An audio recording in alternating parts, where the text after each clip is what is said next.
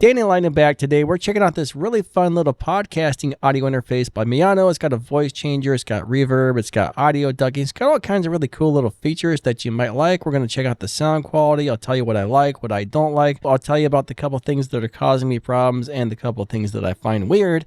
But let's go get to the review and see what this thing's about. We'll let you hear it on a couple of different microphones like the PD200X, the PD400X, and the Shure SM7B. And this does not have zero latency monitoring. There's always a little bit of a slapback delay there in your headphones. And when there's that little bit of delay or that reverby sound slapping back when you're listening to your voice through the monitors, that gets a little bit weird and sometimes messes up your speaking. So I'm going to review this. I'm going to let you know what I think, what I do like, what I don't like. I'll let you hear some of the little fun features and all that good stuff. So let's get to it. This interface will allow you to hook up one XLR microphone, only a single XLR microphone. Now, this thing has a built-in rechargeable battery, which is really interesting. I've never seen that before, and that actually makes this portable. I don't know if I like the rechargeable battery or not, but in some situations, I think that would come in very, very handy. Next, it's got a voice changer, so you can have a lot of fun with that. It's got reverb. It's got 3 sound pads where you can record any sound you want onto it. So like A, B, and C here. If I record something on C, then anytime I hit C, it's going to play that sound, which is cool. You could have like an air horn or a cha-ching or a beep or whatever you wanted to put on there. You can do that. This thing has an auxiliary input and Bluetooth, so you can get a music player onto this thing. And it's also got something, a little button on it called a side chain. And if you push that, every time the music's playing and you speak, it'll automatically turn the music down when you speak, which is great. That way it's not overpowering your voice. You can have your music nice and loud, and then every time you talk, it turns it down so they can hear you instead of the music. This interface does have phantom power, just like every other interface. That way you can use it with a condenser microphone or something along the lines of that. Now, if you notice the little auxiliary knob up top, that's basically your monitor mix, which is one thing I wish all audio interfaces had. So awesome for them for putting that on there. Now, this also has a noise reducer. So if there's any background noise, you can just turn this on. And let's go ahead and see if it gets rid of the background noise. The problem is I notice when I turn this on, it starts cutting out my voice. My voice cuts in and out. So unfortunately, this is not working well.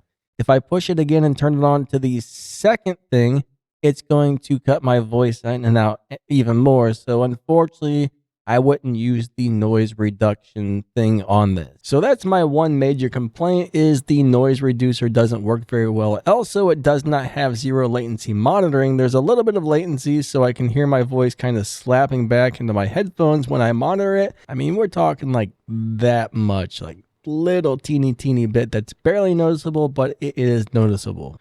All right, so let's go and play with the voice changer. After you push the button once, you got to give it a second to kick in, but here we go.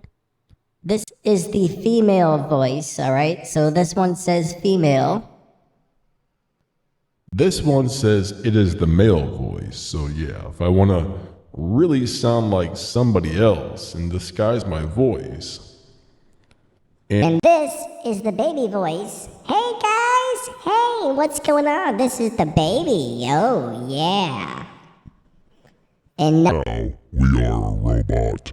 I am a robot. Take me to your leader.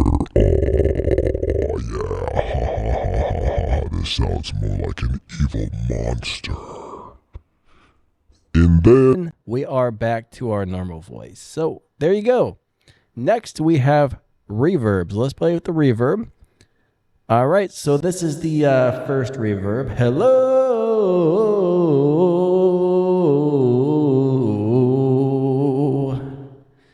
And here comes reverb number 2. That's a lot of reverb right there.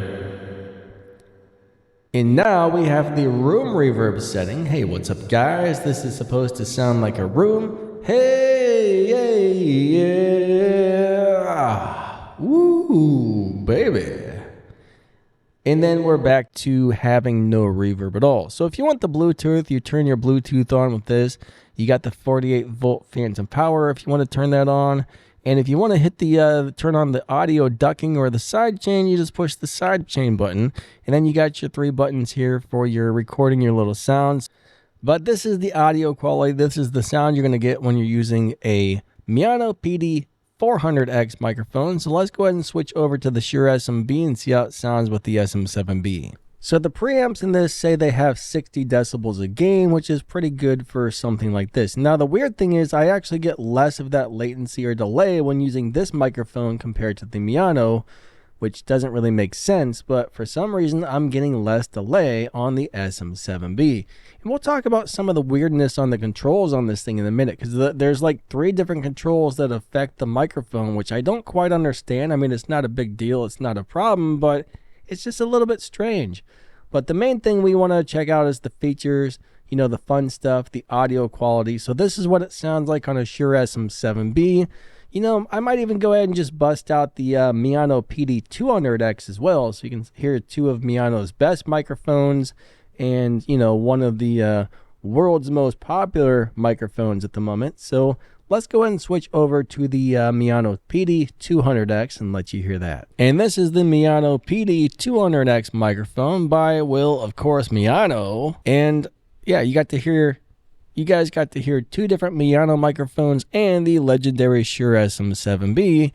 And this also seems to have a little bit more delay than the SM7B, which is very strange. It doesn't make sense. Maybe that's just in my head. Maybe dannylightning's going crazy, but I think the overall audio quality of this is pretty good. I did make a video a couple of days ago where I compare this to the SSL2 audio interface and the 3rd generation Scarlett Solo by Focusrite. So if you wanna check that out, that video is gonna pop up at the end of this video, so you can watch that and see how it sounds compared to a couple other interfaces. That was a very quick video, but yeah, I think I like this a lot, kind of, sort of, maybe. The only problem I really have is the 0 latency monitoring. There is none, right? There's a little teeny bit of latency. It is enough to sometimes make you bumble your words, which just happened mainly because the delay is messing with me a little bit. That's the one thing I wish they would have done, was 0 latency monitoring. So let's go and talk about what's a little bit weird about the controls on this. So you have your main volume here. You've got your gain knob and you've got this output. All 3 of these things control the overall volume of the microphone, which I don't understand. Normally there's just simply a gain knob to control the microphone, and that's it. So this one's got a microphone volume slider, it's got a microphone gain knob, and then it's got this big output knob. So the output just controls the actual final output.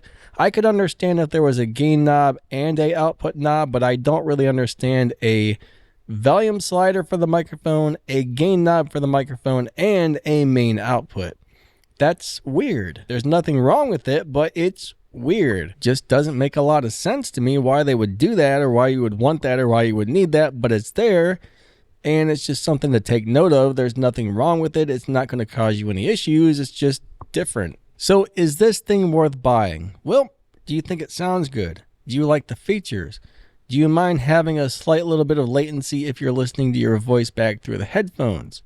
Do you want to play music through this? Do you like the Bluetooth feature? Do you want the voice changer? Do you like the reverb? I mean, there's a lot of really cool things about this. The overall audio quality sounds pretty darn good to me, and it only costs about $60. You might want to go check out that video I mentioned. It will pop up at the end of the screen because you can hear it next to 2 professional audio interfaces. So yeah, that would be a good thing to look at. But anyways, if you would like to get one of these, I will put an affiliate link down there in the video's description where you can get one. I think it's a very cool little unit. I'm not thrilled about the rechargeable battery. Some people are going to love that because that makes this portable.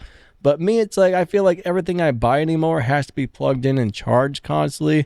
I don't like having to plug 3,000 things in every night to charge everything. I'm personally never going to use a voice changer or a reverb or any of that other stuff, but some of you guys might. Some of you guys might love those features.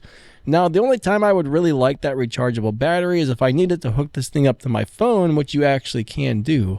So at that point, that's when the rechargeable battery would be sweet because you don't need to have something external to power it. So that's going to come in very handy for a lot of the people depending on what you're doing. So, you know, the rechargeable battery does make this very portable.